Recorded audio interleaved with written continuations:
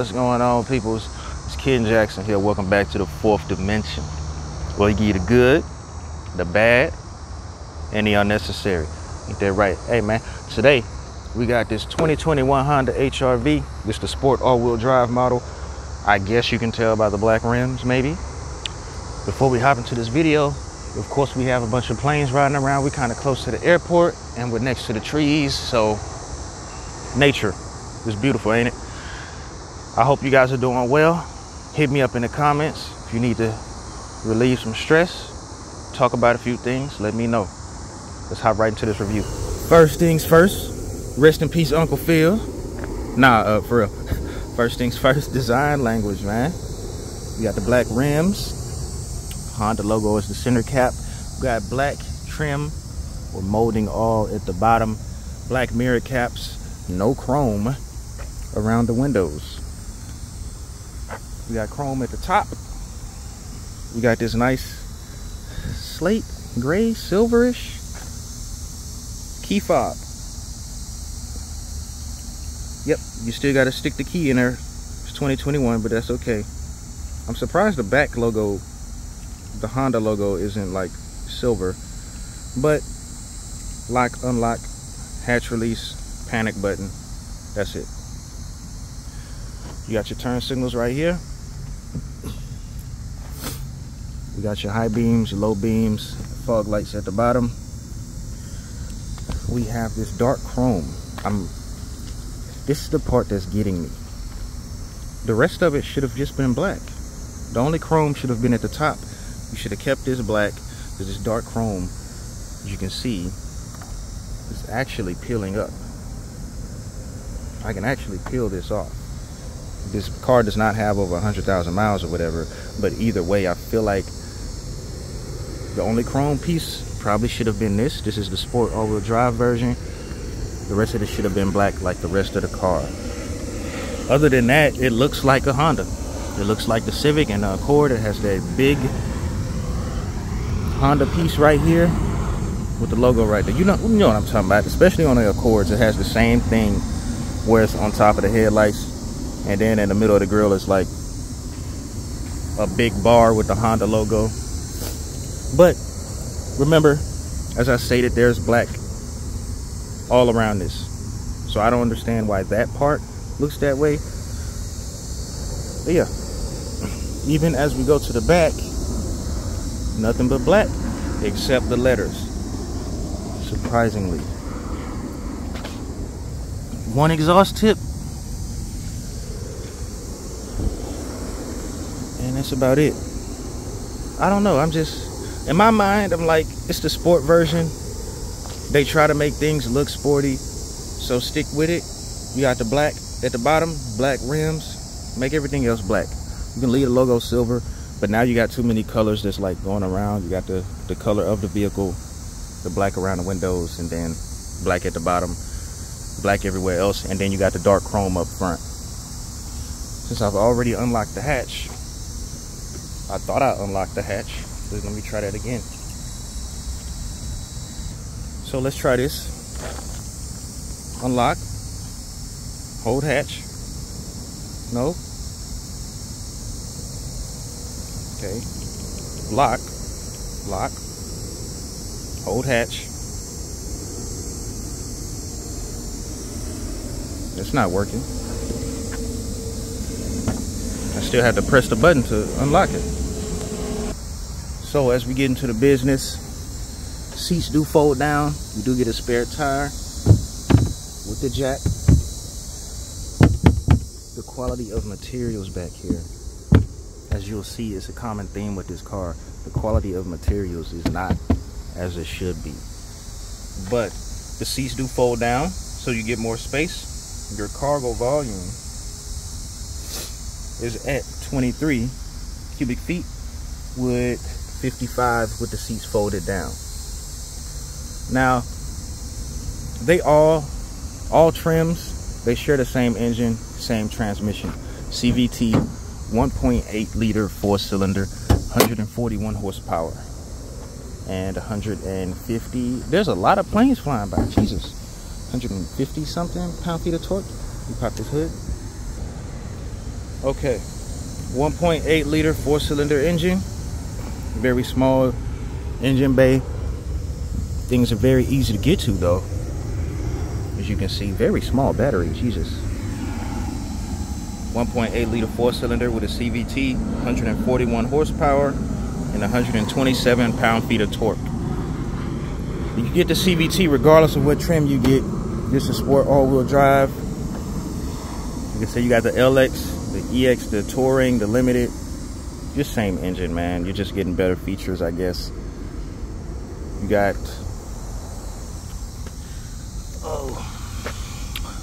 we have wrapped around this black rim 255s wrapped around 18s, which is kind of surprising. The ride quality doesn't really take a hit. It kind of drives as expected, so it's not too bad, but it's not too great either. As we close some of this, we hop in the back seat.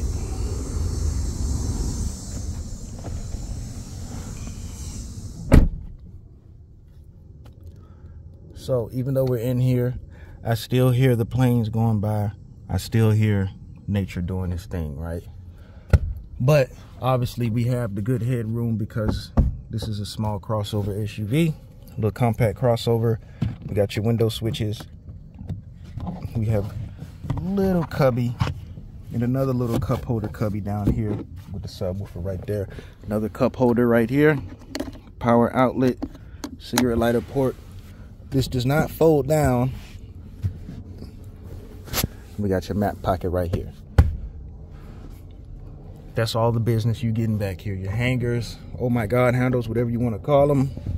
One thing you can do, I have to get out and show you guys. One thing you can do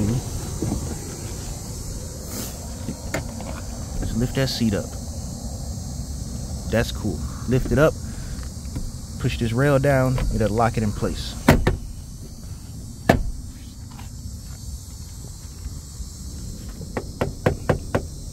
Is it locked?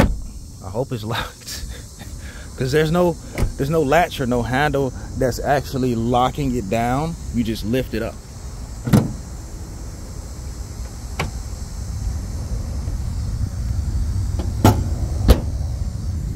So you get into the driver's seat.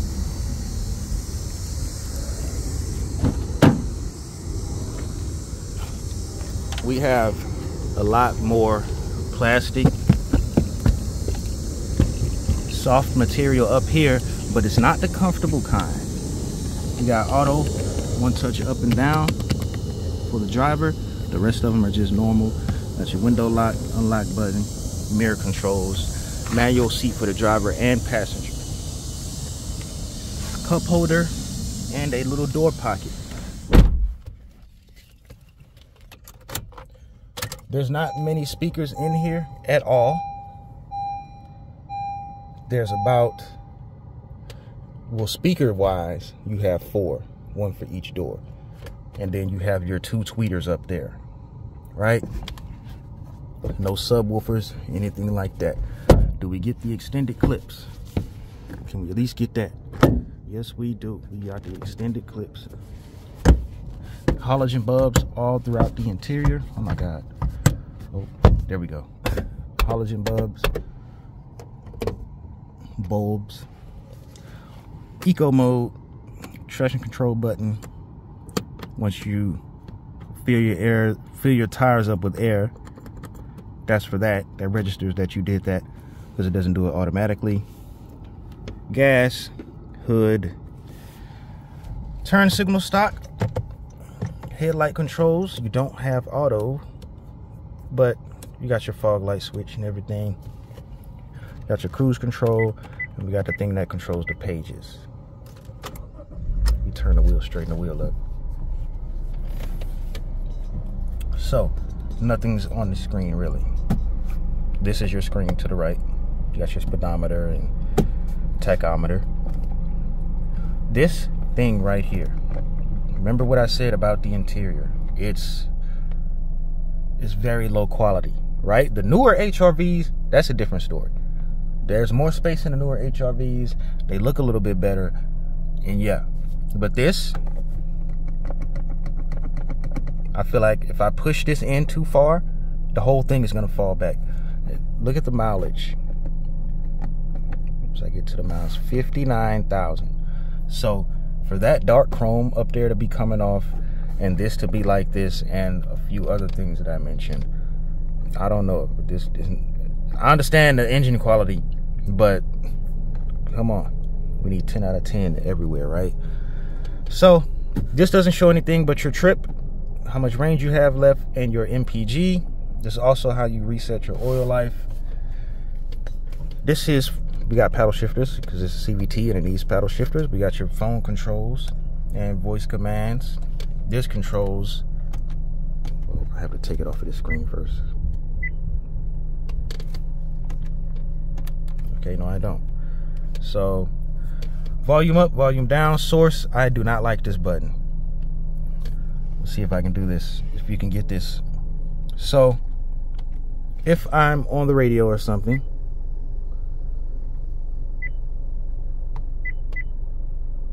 let me show you guys. Look offline. See how the source button is in the middle? This is the problem.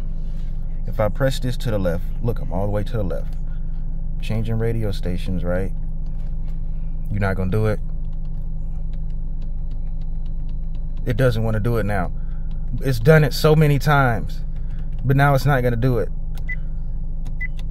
Basically, if you're trying to switch songs or switch radio stations and you're pressing this to the right, this is interacting with the source button.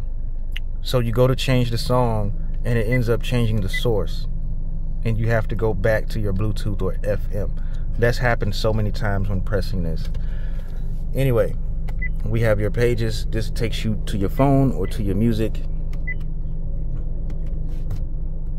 That's not connected, so we're not gonna worry about that. I feel like this is also for the phone. I'm not sure, but the phone isn't connected, so maybe that's why it's not doing anything. Cruise control, no lane keep assist, no adaptive cruise control. Little storage right here. It's a pretty good size. And then we got the AC vents. Got your cruise control, no adaptive cruise control, no lane keep assist or anything like that. You got your storage right here. It's a decent size. 3 AC vents, I like that. Got 1, 2 over here. And then we have storage down here. Oh, let me see if I can get it down there. We got storage down here with 2 USB ports. Very slow charging, but it will give you that Android Auto and Apple CarPlay if you do the USB. Small, very small storage right here. I don't understand. This is a compact SUV with a CVT. Why is that so small? And then we have the cup holders. You press it down for bigger cups. Press that button for smaller cups. You don't need it to be that long or that deep. We have your AC controls, no dual climate. And then we have your gear shift with sport mode, electronic park and brake, and auto hold or brake hold. And that is literally it. The sound system does not sound good. It is very low, and the AC could definitely be a little bit stronger, but maybe that's a vehicle specific thing. Maybe that's because, you know, it was running low on Freon, but I don't know. There was a few times I've driven this car and the AC just wasn't kicking. It wasn't doing what it was blowing, but it just wasn't blowing good enough. With that being said, we're going to hop into this drive. And yeah, I'll catch you guys in a minute. All right, on to the drive. Man, I really, really need something that's gonna keep this stable. But maybe it's not that bad, or maybe I just need to turn on super stability mode, super steady mode, whatever it's called.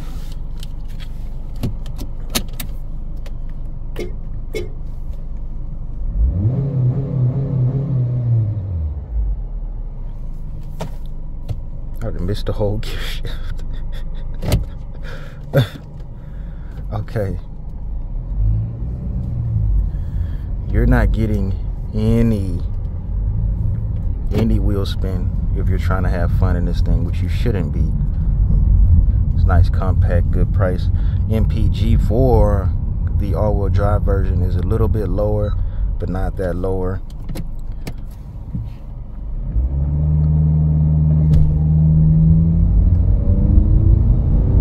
Very, very slow. Gotta let this CVT kick in. So, MPG wise, this thing for the regular version, because the all-wheel drive, you have a little bit more weight added. You don't have an improved suspension, but you have a little bit more weight added, which is where that you take a hit in the MPG, but it's like 5 less. Correct me if I'm wrong. Actually, I'm gonna put it on the screen way before this one when I'm talking about the engine, because I forgot to add that one. But it's definitely, the regular one is around 29, right?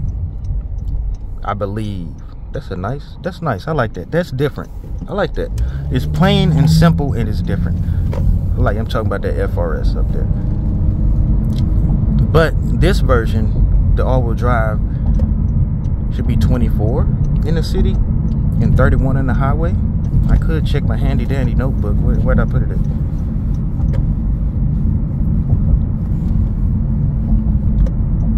That glare. Ooh, it's still glaring. I flipped over. It's still glaring. Oh my God, that bump in the road. Okay.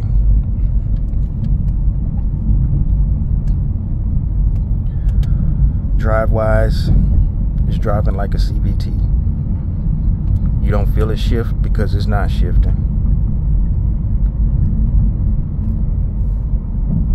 It doesn't. The thing about this one versus the Nissan one, though, I drove a bunch of Rogue Sports, and you get that jerk on takeoff. Like the CVT is latching on to the engine, and like it's just, it seems like it disconnects itself from the engine.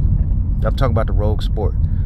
It seems like the CVT would disconnect itself from the engine, and then once you're ready to go, it'll latch itself back onto the engine, and you get that small jerk.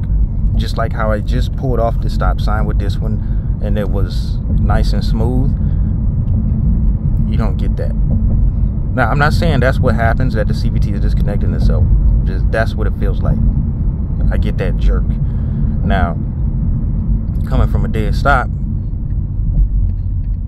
let me tap the gas a little bit.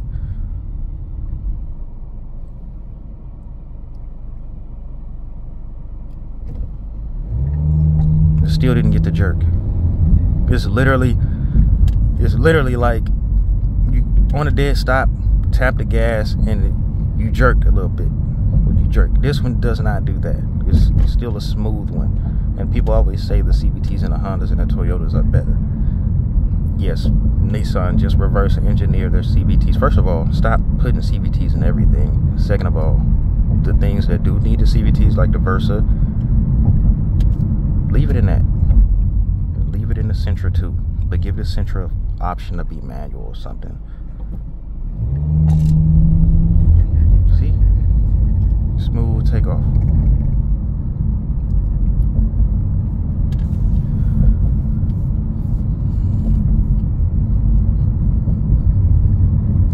Other than that, the steering is good. You don't have much takeoff. I need to make a U-turn, actually. I'm going the wrong way. Going the wrong way.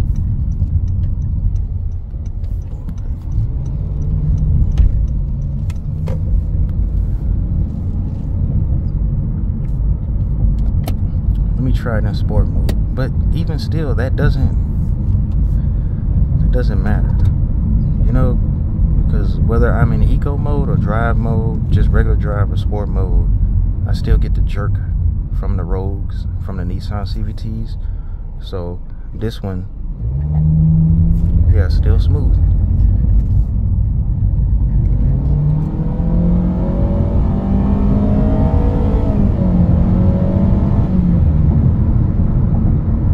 Boy, that thing is loud. Either it's loud, well, it's both actually. It's loud and the engine's loud, and the insulation in the car isn't that good.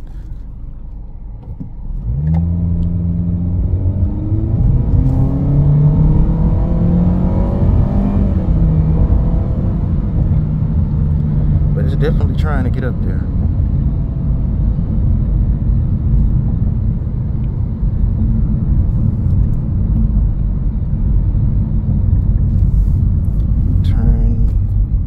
Back on, take it out of sport mode, traction control back on.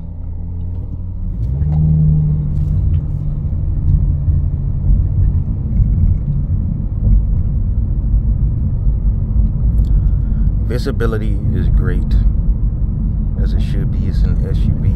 Visibility is great. I have that big, the headrest in the rear are not too big, so they're definitely not in the way. They pretty much end where the window begins. They have a few inches where the window is at, but it's not covering too much of the window. And obviously there's no middle headrest. So yeah, visibility front and back is great. Yeah, it's like I said, the MPG, 29 in the city and then 34 on the highway.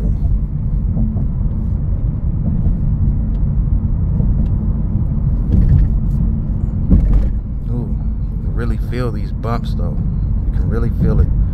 You can feel it as it's going, and you can feel the aftermath. Get the extra bounce.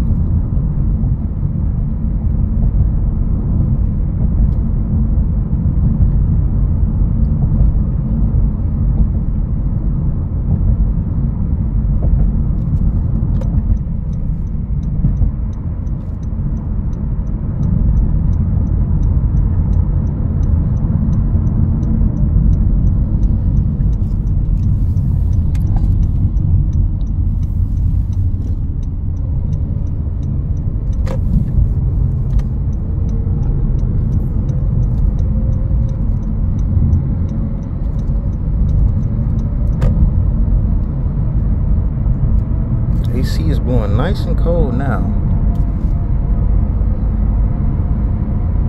As stated, the other one I drove must have been just a specific to that one, just a Freon problem or something, because this one feels pretty good. But driving experience, you can hear it right now as we're on the feeder road. The tires, you can just hear all of that. Staying in eco mode. Got the green. I always like this right here, how it lights up green, but then, you know, once you're not doing eco, it changes to white. So yeah, this is the basics. Don't really need the all-wheel drive version if you're down south, but if you want it, it's here for you. You don't get much features. There's no heated seats or anything like that, no extra speakers, nothing like that. So really you can save a lot of money by getting the base trim if this is something that you really want. And you're comparing this to a Nissan Kicks or a Corolla Cross or something, I honestly feel like the Cross is a little bit better option compared to both of them because it sits up a little bit higher. But that's going to be it for this review, guys. Thank you guys for tuning in.